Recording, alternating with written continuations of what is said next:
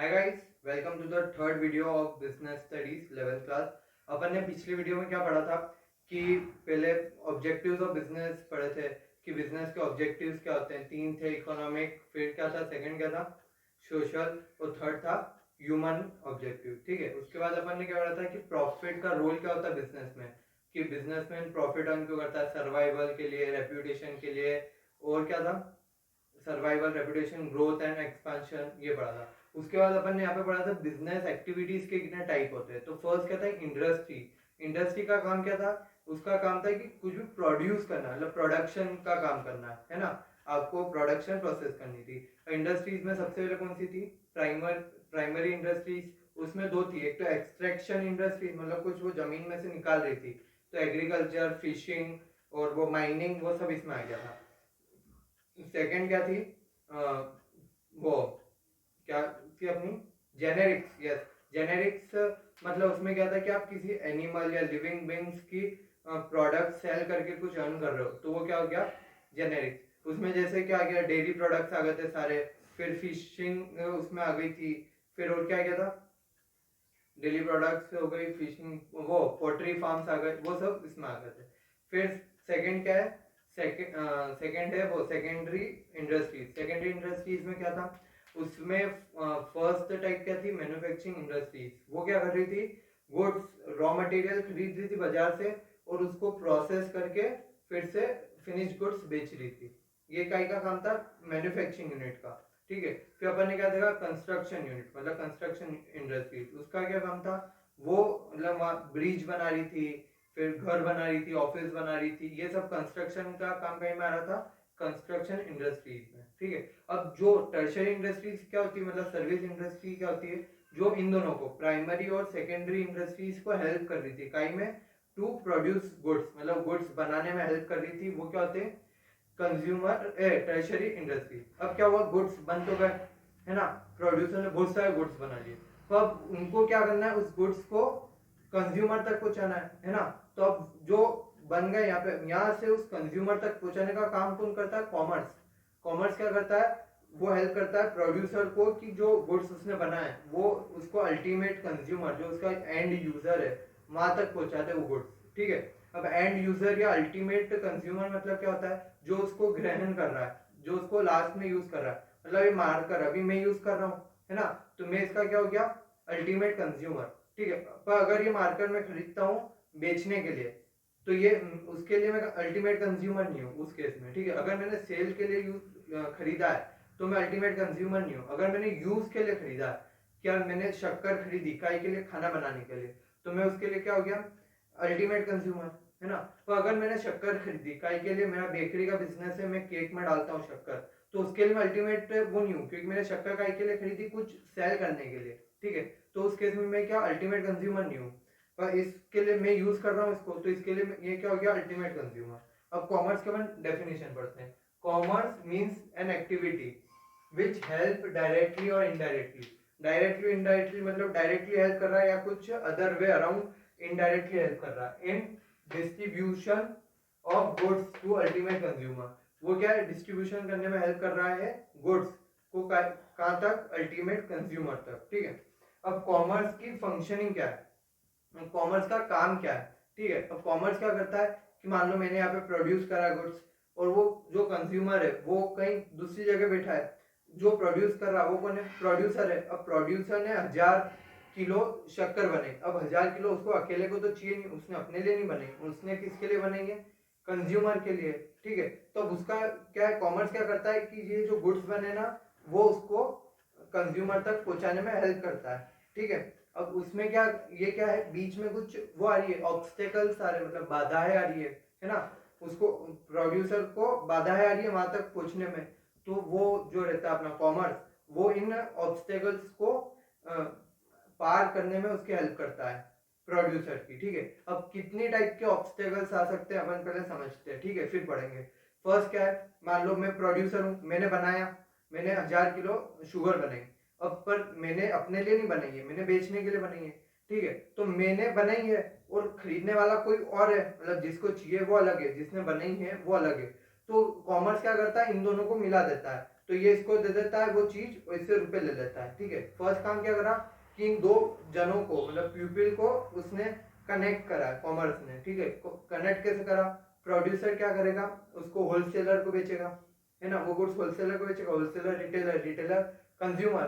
तो ये क्या, कॉमर्स ने एक चेन बना दी जिसकी वजह से जो ये कंज्यूमर प्रोड्यूसर जो बहुत दूर दूर थे, मान लो वो जैसे अपन कौन से ये सेलो के देख लो, ये फेयर फेयर का मार्कर है, इसकी इंडस्ट्री कहाँ है, इसकी इंडस्ट्री कहाँ है, हाँ ये नोएडा, नोएडा में बना हुआ ये पेन, ठीक है। और मैं कहूँ अभी अपने रतलाम में, ठीक है। तो अब क्या हो रहा है, क्या नोएडा प्रोड्यूसर वहां बैठा है और कंज्यूमर का यहाँ है, तो अब वो चेन की वजह से क्या हुआ कि यार उस प्रोड्यूसर को एक एक कंज्यूमर के घर नहीं जाना पड़ा, क्या सर आपको पेन चाहिए, सर आपको पेन चाहिए, सर आपको पेन चाहिए, ऐसा नहीं करना पड़ा। उसने क्या करा, सिर्फ होलसेलर को दिया, होलसेलर रिटेलर को दिया, रिटेलर ने मेरे को दे दिया, अल्टीमेट कंज्यूमर को दे दिया। तो इससे क्या हुआ, जो ऑब्स्टेकल्स थी कि यार बनाने वाला कोई अलग है और खरीदने वाला कोई अलग है, वो दोनों वो हो गई, ओवरकम हो गई, ठीक है। एक ये पहली थी। सेकंड कौन सी है, प्लेस, वो नोएडा में बन रहा है और अपन यहाँ पे अपनी सिटी में, तो अब वो प्लेस की कौन हेल्प कर रहा है, ट्रांसपोर्टेशन, वहां पे वो ट्रक में भरे, फिर ट्रक से यहाँ पे आए, तो क्या ट्रांसपोर्टेशन हेल्प करी, क्या वहां बन रहा है और यहाँ पे मिल रहा है। अब अपन इंपोर्ट एक्सपोर्ट में ही देख लेते हैं कि जो इंडिया में बन रही है चीज, जैसे एप्पल देख लो, एप्पल का बन रहा है अमेरिका या फिर उधर कहीं क्या बनता है चाइना या उस साइड, उनका प्रोडक्शन प्लांट वहां है, पर वो क्या करता है वहां से बन के यहाँ इंडिया इतनी दूर कहीं से आता है, कहीं की हेल्प से ट्रांसपोर्टेशन।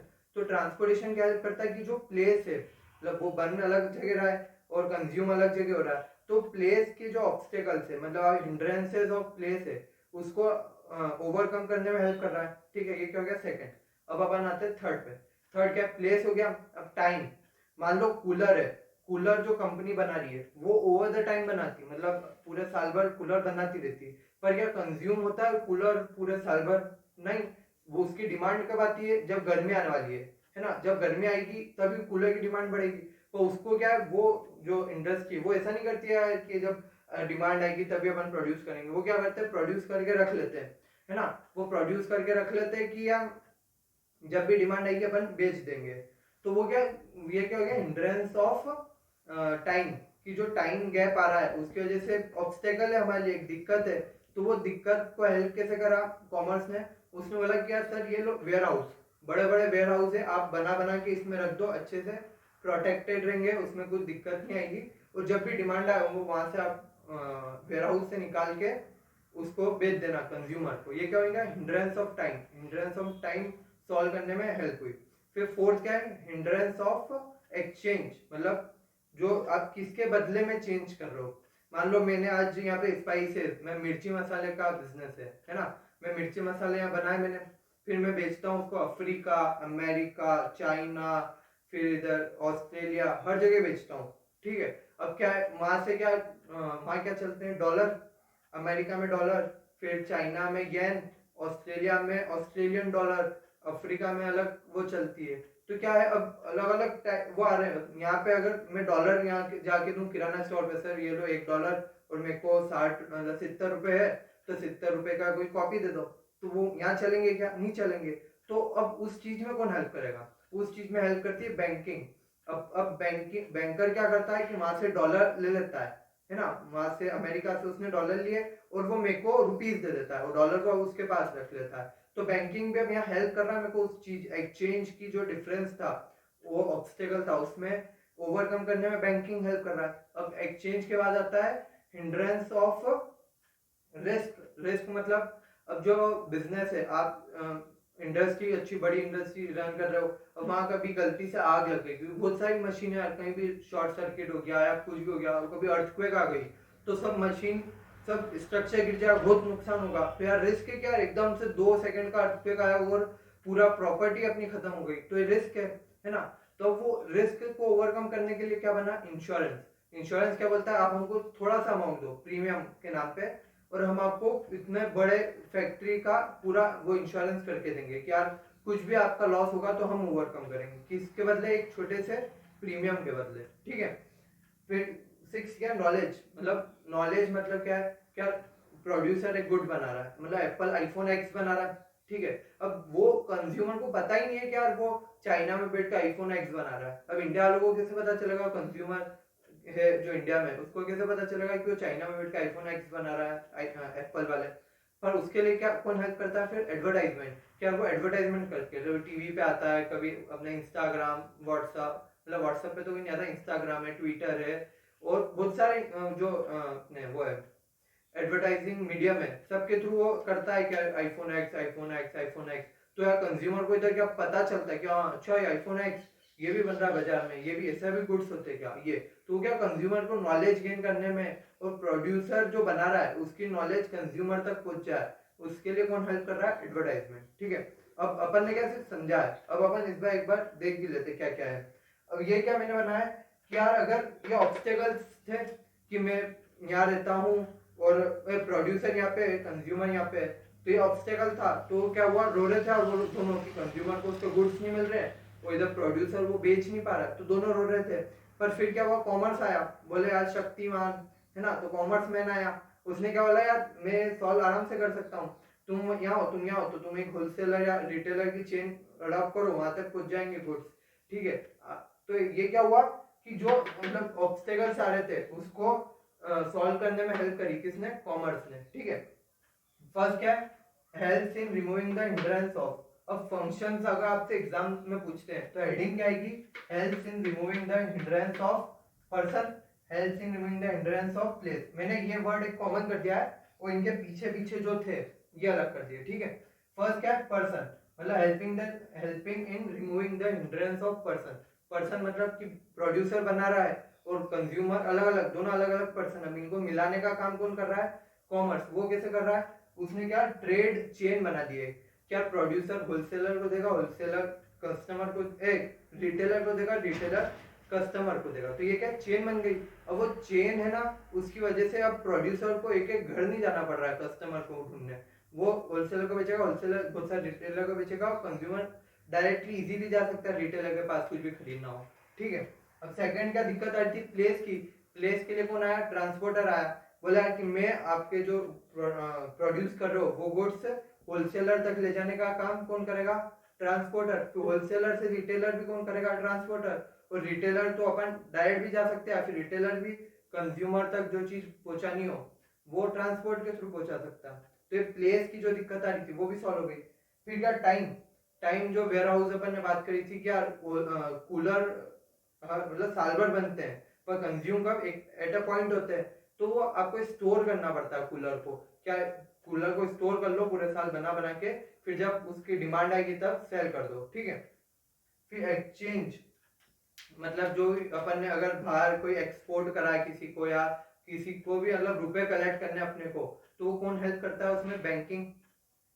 रिस्क, रिस्क के लिए इंश्योरेंस, आपको रिस्क रिड्यूस करनी है तो उसके लिए आप इंश्योरेंस करा लो, आपके फैक्ट्री का, आपके गुड्स का, आपके एम्प्लॉइज का, सबका इंश्योरेंस होता है। नॉलेज, नॉलेज मतलब कि एडवर्टाइजमेंट, क्या कस्टमर को नॉलेज होना चाहिए कि प्रोड्यूसर क्या बना रहा है, वरना अगर नॉलेज ही नहीं है तो डिमांड ही नहीं करेगा, उसको पता ही नहीं है कि यार आईफोन एक्स भी होता है कुछ, तो डिमांड क्यों करेगा। उसको जब पता चलेगा क्या अच्छा ये आईफोन एक्स है, तो वो डिमांड करेगा, अच्छा हाँ ये आईफोन एक्स है, मेरे को ये चाहिए, ये मेरे को ये चाहिए। तो क्या है, नॉलेज हो तो ही उसको पता चलेगा ना, छोटा बच्चा इसको नॉलेज ही नहीं है कुछ, तो वो कुछ डिमांड नहीं करता है। ठीक है। जैसे जैसे वो बड़ा होता है उसको नॉलेज आता है, अच्छा ये भी चीज है, मेरे को टॉफी, अच्छा ये टॉफी है, मेरे को टॉफी भी चाहिए, ये खिलौने, मेरे को खिलौने भी चाहिए। पर बहुत छोटा आता है जब नॉलेज ही नहीं रहता है तो कोई डिमांड ही नहीं रहती है। पर ये लोग क्या चाहते हैं कि नॉलेज आए कस्टमर से के पास, कस्टमर डिमांड करे। ठीक है। अब ये क्या हो गया अपना फंक्शंस, कॉमर्स क्या क्या फंक्शंस करता है। अब अपन नेक्स्ट क्या पढ़ेंगे, क्लासिफिकेशंस ऑफ कॉमर्स, मतलब कॉमर्स के कितने पार्ट है। ठीक है। कॉमर्स दो पार्ट में डिवाइड है, एक तो है ट्रेड और एक है एड्स टू ट्रेड, है ना। ट्रेड मतलब क्या हुआ, जो अपन ने अभी इसमें पढ़ा था, help in removing the hindrance of persons में, ये क्या था, ट्रेड। ट्रेड मतलब ट्रेड साइकिल वो होती है, पूरी साइकिल होती है। जैसे प्रोड्यूसर ने बड़े वाले होलसेलर को दिया, बड़े वाले होलसेलर ने उसे छोटे वाले को दिया, छोटे वाले ने फिर रिटेलर को दिया, रिटेलर से कंज्यूमर तक गया, ये क्या हो गई, एक पूरी चेन हो गई, है ना। तो ट्रेड क्या होती है, पूरी चेन होती है। अब दो टाइप के ट्रेड भी, अब दो टाइप के। ट्रेड मतलब है ना, एक और चीज, ट्रेड में क्या होता है, सिर्फ परचेज और सेल है, मैंने उससे परचेज करा, मैंने उसको सेल करा, मैंने उससे परचेज करा, मैंने उसको सेल करा, मैंने उससे परचेज करा, उसको सेल करा, मैं बीच में कोई प्रोसेस नहीं कर रहा हूँ, है ना। पर जैसे अपन और क्या मान सकते हैं, प्रोडक्शन में क्या होता है कि मैं परचेज कर रहा हूँ, उसको प्रोसेस कर रहा हूँ, उसको सेल कर रहा हूँ, तो ट्रेड में वो इंक्लूड नहीं होता है, इसमें वो परचेज करना है, आपको सेल करना है। अब ट्रेड भी दो टाइप के होते हैं, एक इंटरनल ट्रेड और एक एक्सटर्नल ट्रेड। अब इंटरनल ट्रेड में क्या क्या इंक्लूड होता है? इंटरनल मतलब आप अपनी कंट्री, जैसे इंडिया है, आप सिर्फ इंडिया के अंदर अंदर ऑपरेट कर रहे हो, तो वो क्या हो गया? Internal trade. तो अगर आप इंडिया के बाहर जाके या किसी आउटसाइड पार्टी के साथ भी कुछ ट्रेड कर रहे हो, तो वो क्या हो गया? External trade. ठीक है। अब इंटरनल ट्रेड में सबसे पहला कौन है? होलसेलर। होलसेलर होलसेलर क्या करता है? वो डायरेक्ट बल्क में खरीदता है उससे, किससे? प्रोड्यूसर से बल्क में खरीदेगा, और जो मान लो उसने 1000 टन खरीदे प्रोड्यूसर से, 1000 में से फिर वो 250 एक रिटेलर को, 200 एक को, 100 एक को, ऐसे वो और बांट देता है। फिर रिटेलर एक एक दो दो करके उन कस्टमर्स को बांट देते हैं, है ना। तो ये क्या है? होलसेलर। होलसेलर का कौन आता है? रिटेलर। रिटेलर क्या करता है? इसके होलसेलर के पास है ना वो number of quantity of goods ज्यादा होते हैं, पर नंबर वेराइटी ऑफ गुड्स कम होते हैं। मान लो एक होलसेलर है, तो वो उसका वेराइटी ऑफ गुड्स नहीं होंगे। मैं मान लो एक स्टेशनरी का वो हूँ, होलसेलर हूँ, तो मैं सिर्फ एक ही कंपनी रखूंगा। तो मेरा क्लासमेट है, तो मेरा क्लासमेट के सारी वो है चीजें, और नवनीत है या अरियंत है, आनंद है, ऐसे उनके मेरे पास कुछ नहीं मिलेंगे। तो अगर मैं रिटेलर हूँ, तो रिटेलर के पास क्या होता है कि नंबर ऑफ गुड्स कम होते हैं। मान लो मेरा क्लासमेट है, क्लासमेट की मेरे पास 6 कॉपी है बस, और आनंद की 6, नवनीत की 6, माय कंपेनियन की 6, शिवालाल की 6, ऐसे वो क्या करता है? रिटेलर वेराइटी ज्यादा रखता है और नंबर ऑफ गुड्स कम रखता है। तो होलसेलर क्या करता है? नंबर ऑफ गुड्स ज्यादा रखता है पर वेराइटी कम रखता है। ओके। अब एक्सटर्नल ट्रेड में सबसे पहला आता है एक्सपोर्ट। एक्सपोर्ट मतलब बनाना अपनी कंट्री में और बेचना का है बाहर वालों को। ठीक है, वो क्या हो गया? एक्सपोर्ट। और इंपोर्ट मतलब बाहर से किसी, मतलब अमेरिका से अपन कुछ मंगाएंगे, तो वो क्या हो जाएगा? इंपोर्ट। और ये क्या होता है? एक्सपोर्ट। ये एक नई चीज, आपने अभी एक्सपोर्ट नहीं पढ़ी होगी। अब इसमें क्या होता है कि आप कुछ इंपोर्ट करते हो। मान लो अपन ने कहीं से, चाइना से जो प्लास्टिक ग्रेनुअल्स होते हैं जिससे प्लास्टिक बनता है ना, वो अपन ने चाइना से इंपोर्ट करे। अपन ने इंपोर्ट क्यों करे? ताकि अपन उससे प्लास्टिक प्रोडक्ट्स बना पाए और उसको अफ्रीका को एक्सपोर्ट कर सके। तो ये क्या हो गया? Importing for the purpose of exporting. Upon import को क्यों कर रहे हैं? एक्सपोर्ट करने के लिए। तो ये क्या हो गया? एक्सपोर्ट मतलब भारी भार अपन ने निकाल दिया। या फिर ऐसा भी हो सकता है कि यार मैंने चाइना में एक जने से बात करी, दोस्त था मेरा, फिर भाई वहाँ पे ये सैमसंग का जो मोबाइल है A50, वो कितने में मिल रहा है? बोले यहाँ पे 15,000 में मिल रहा है। ठीक है, फिर मैंने अमेरिका फोन लगाया, बोले क्या भाई देखो वो खरीदना है क्या? मेरे पास A50 है बहुत सारे और वो मिल जाएंगे। बोले हाँ ठीक है। तो बोले वहाँ रेट क्या चल रहा है? बोले वहाँ 20,000 है। तो मैंने क्या देखा, वहाँ पे 15,000 है, चाइना में मेरे को 15,000 में मिल रहे हैं, वहाँ 20,000 में बिक रहे हैं। तो मैं क्या करूँगा? चाइना से खरीद लूंगा, है ना। और उसको मैं बोलूंगा कि मेरे को इंडिया में चाहिए वो, तो चाइना से जैसे निकलेंगे आएंगे आएंगे आएंगे, मैं बोलूंगा कि ठीक है भैया मेरे अमेरिका में बात हो गई, आप अमेरिका चले जाओ। तो वो इंडिया के पास छू के अमेरिका चले जाएंगे, है ना। तो मेरे क्या हुआ? मैं बीच में प्रॉफिट आ गया मेरा। तो ये क्या हुआ? मैंने इंपोर्ट क्यों करा था? एक्सपोर्ट करने के लिए। तो ये क्या हो गया? एक्सपोर्ट, है ना। Aids to trade. अब ये क्या है? एक फर्स्ट अपन ने क्या पढ़ लिया? ट्रेड। अब एड्स टू ट्रेड मतलब नाम से ही पता चल रहा है कि जो ट्रेड में करने में हेल्प कर रहा है, वो क्या हो जाएगा? एड्स टू ट्रेड, है ना। एड्स टू ट्रेड में सबसे पहले क्या है? Transportation and communication. ये कहीं में हेल्प कर रहा है अपने को। जो हिंड्रेंस ऑफ प्लेस है उसको कवर करने में हेल्प कर रहा है। तो और सेकंड क्या है? Banking and finance. ये कौन सा हिंड्रेंस कवर करने में हेल्प कर रहा है? बैंकिंग।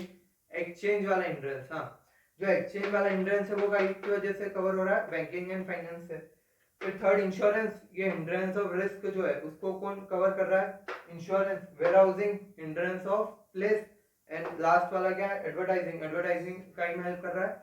हिंड्रेंस ऑफ क्या का ना, नॉलेज। हिंड्रेंस ऑफ नॉलेज को ओवरकम करने के लिए। ठीक है। तो एड्स ऑफ ट्रेड में जैसे जो टर्शियरी इंडस्ट्रीज थी ना, वो क्या होती थी? जो इंडस्ट्रीज काई को हेल्प कर रही है, प्राइमरी और सेकेंडरी को हेल्प कर रही है, वो क्या हो जाती थी?